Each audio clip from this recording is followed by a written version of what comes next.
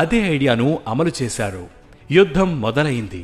అరటి చెట్లను నరికినంత సులభంగా ఆదిల్ షాలను నరికేస్తున్నారు బాజీ ప్రభు మరియు అతని సైన్యం. 8,000 మందితో 300 మంది పోరాడుతున్నారు. ఒక్క నిమిషం కూడా కత్తి తిప్పడం ఆపడం లేదు. సుమారు 4 గంటలు గడిచే సమయానికి 8,000 మంది ఆదిల్ షాయిల సైన్యంలో 5,000 మంది మరణించారు. కానీ బాజీ ప్రభు సైన్యంలో దాదాపు అందరూ మరణించారు. బాజీ ప్రభుతో పాటు అతి కొద్ది మంది మాత్రమే మిగిలారు.